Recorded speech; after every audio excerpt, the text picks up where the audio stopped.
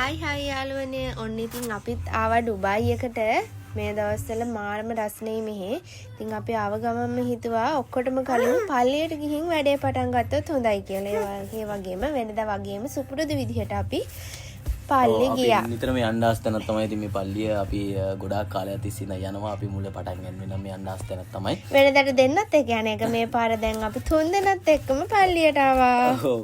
ඉතින් ඔර්සන් කියන ගමන් අපි හිතේ තියෙන දේවලු තිල්ලු අනිවාර්යෙන් අපි ආගමට දහමට කවුරුණත් කතෝලික වුණත් බෞද්ධ වුණත් අනිවාර්යෙන් ආගමට දහමට නැති වෙන්න ඕන.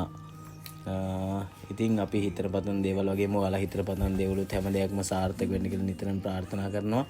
ඒ වගේම තමයි ඉතින් අපි එතනින් පස්සේ ගියා චුට්ටක් මොන හරි දෙයක් බඩට දා ගන්න ඕන කියලා හිතලා ඊට පස්සේ පේනව නේද අපි හොරගෙඩියත් හරිම කැමතියි කොහේ හරි යනවා නම් සද්ද නැහැ මීක් නැහැ කොහේ හරි කාගේ හරි අතේ කමන්නේ එලිලා යන්න තියෙනවා නම් එයාටත් ඉතින් අය අවුරුදු වගේ තමයි.